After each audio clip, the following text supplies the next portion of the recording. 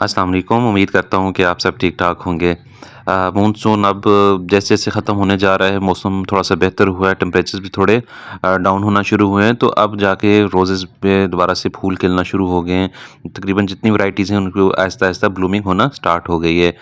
तो आज मैं बात करूँगा कि आप मैरीगोल्ड्स को किस तरीके से तैयार कर सकते हैं अच्छी फ्लावरिंग के लिए, किस तरह से उसको बुशी बना सकते हैं, किस तरीके से उसकी केयर करके ज़्यादा से ज़्यादा मैसिव उससे ब्लूमिंग हासिल कर सकते हैं। तो ये मैंने कुछ तकरीबन 2-3 हफ़्ते पहले ये लगाए थे सारे मैरीगोल्ड्स जितने भी हैं, कुछ चिड़ियों ने थोड़े से पत्ते-शत्ते इनके खा लिए हैं, तो बाकी सही हैं। हर पॉट में मैंने 2-2 सीडलिंग्स लगाई थी, तो अब काफ़ी हद तक ये सेटल डाउन हो चुकी हैं, ग्रोथ करने लगी हैं और थोड़ी टॉल भी होने लगी हैं। तो अभी हमने इनको टॉल ज़्यादा होने नहीं देना, हमने इनसे ज़्यादा फ्लावरिंग के लिए इनको बुशी होने देना है, क्योंकि अभी मौसम अभी काफ़ी चेंज होना बाकी है। तकरीबन अक्टूबर में मैं चाहता हूँ इससे जाके मैं ब्लूमिंग हासिल करूँ। तो अभी सितंबर का मिड चल रहा है और मैं चाहता हूँ कि इसकी एक-एक दफ़ा पिंचिंग कर दूँ। उसे पिंचिंग से ये होगा, टिप पिंचिंग से मल्टीपल ब्रांचिंग होगी, ज़्यादा ब्रांचेज़ निकलेंगी। और अगर आपका मौसम अभी ज़्यादा टाइम तक गर्म रहता है, तो उसका फिर 2-2 दफ़ा भी आप पिंचिंग कर सकते हैं।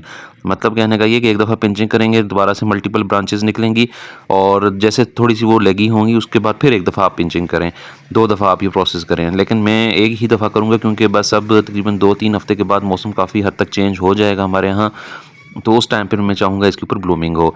तो ये देख लें, सीडलिंग्स की आपने जो टिप वाला एरिया है वो आपने कट कर देना है, किसी भी टूल की मदद से या फिंगर की नेल की मदद से भी आप आराम से टिप को पिंच कर सकते हैं। उससे ये होगा, मल्टीपल ब्रांचिंग होगी। देखने में थोड़ा मुश्किल लगता है कि किस तरीके से आप अपने हेल्दी प्लांट को या ग्रो करने वाले प्लांट को पिंच करेंगे, तो लेकिन ये है कि ये आपकी प्लांट की हेल्थ के लिए भी अच्छा है और आपकी अच्छी फ्लावरिंग लेने के लिए भी ज़रूरी है। वरना ऐसा होगा कि आप देखते जाएँगे कि प्लांट टॉल होता जाएगा, लेगी होता जाएगा, क्योंकि मौसम गर्म है, अभी उस तरह से ठंडक नहीं आई, तो प्लांट तेज़ी से ग्रो कर रहा है, लेगी होता जा रहा है और अपना साइज़ बहुत इंक्रीज़ करेगा और टिप पे बस कुछ फ्लावर्स इसके आ जाएँगे जब तक मौसम चेंज होगा। तो इसलिए अभी तब तक हमारे पास टाइम है, तो इसको हम बुशी बना सकते हैं, पिंचिंग करके इसको हम ड्वार्फ साइज़ में रख के, और प्लांट का साइज़ जो है छोटा रहेगा, लेकिन फूलों से भरा रहेगा। और इसके रिज़ल्ट्स मैं आगे चल के आपके साथ शेयर भी करूँगा, जब इसके ऊपर ब्लूमिंग होगी, अच्छे से ये फ्लावरिंग स्टार्ट करेगा। तो अभी कुछ सीडलिंग्स थोड़ी वीक लग रही हैं, क्योंकि ज़ाहिर है ज़्यादा टाइम नहीं हुआ अभी लगाए हुए।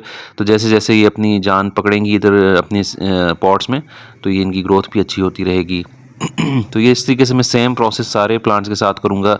जितने भी ये मैंने पॉट्स रखे हुए हैं, इनकी मैं करूँगा पिंचिंग, और इस तरीके से ये होगा कि ये प्लांट्स होंगे बुशी और मैच्योर होंगे, स्टेम्स इनकी मजबूत होंगी। और दूसरा ये कि हवा वगैरह अगर चलती है, आंधी आती है, ज़्यादा हवा वगैरह होती है, तो टूटने का भी इनके डर नहीं रहेगा। वरना जितनी ये लगी होते जाएंगे, तो ज़रा सी हवा चलेगी तो ये टूटने का भी, प्लांट्स टूटने का भी डर रहता है। तो ये सेम प्रोसेस अब मैं सारे प्लांट्स के साथ करूँ, और हर पॉट में मैंने 2-2 लगाए हैं, क्योंकि जितनी आप स्पेस देंगे उनको, उतने ही अच्छे वो ब्लूमिंग करेंगे, उतने ही अच्छे वो ग्रो करेंगे। क्राउडेड प्लांट्स कभी भी मत लगाएं आप। चाहे फूलों के हों या कोई भी प्लांट्स हों, स्पेस देंगे उनके रिजल्ट्स उतने ही अच्छे आएंगे। क्राउडेड प्लांट्स लगाएंगे, फिर उनका रिजल्ट उस तरीके से नहीं आ सकता। अगर ज़्यादा क्राउडेड रखेंगे, बहुत ज़्यादा आप उसको कवर रखेंगे एक पॉट में, तो ये सेम प्रोसेस करना है। और उसके बाद दूसरा काम ये करना है आपने, ये जितनी भी मिट्टी आपकी है, उसको आपने वीक में या 2 वीक के अंदर आपने एक आध दफ़ा लाजमी उसको गोडी करनी है। उसको हल्का-हल्का आपने लूज़ करना है सॉइल को। उससे ये होगा कि ऑक्सीजन इनको अच्छे से मिलेगी रूट्स को, और जो है हवा इनको मिलेगी साथ-साथ। तो ये जो पैक हो जाती है, ऊपर से सख्त हो जाती है मिट्टी, ये चीज़ आपने देखना है कि ना हो। इससे ये प्लांट जो हैं थोड़ा उनको सफोकेशन होती है, और रूट्स जो हैं उतनी हेल्दी नहीं हो पाती, और जो ओवरऑल हेल्थ है प्लांट की, वो थोड़ी मुतासर रहती है, उतनी वो अच्छी तरीके से न्यूट्रिएंट्स एब्जॉर्ब नहीं कर पाते। तो ऑक्सीजन मिलना भी ज़रूरी है। तो आपने साथ-साथ जो सॉइल है पॉट में, उसको लूज़ करना है। फिर उसके बाद एक आध दिन छोड़ देना है, और फिर उसके बाद पानी देना है, ताकि उसको हवा भी लगती रहे। और सबसे बढ़ के ये है कि अगर जैसे कि बारिशें हो रही हैं बीच-बीच में, तो सॉइल जो है आपको देखने में लग रहा होगा कुछ पॉट्स की गीली-गीली भी है, पूरी तरह से ड्राई नहीं हो रही। तो उससे ये होता है कि फंगस वाला मसला भी हल हो जाता है, रिज़ॉल्व हो जाता है।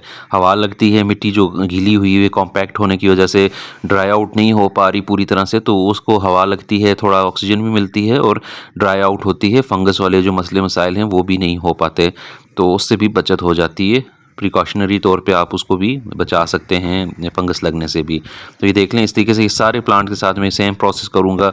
और फर्टिलाइज़र कोई अभी देने की ज़रूरत नहीं है, क्योंकि मैंने ऑलरेडी इसमें कंपोस्ट मिलाई हुई है, गोबर खाद अच्छे से अमेंड की हुई जब सीडलिंग्स मैंने लगाई थी।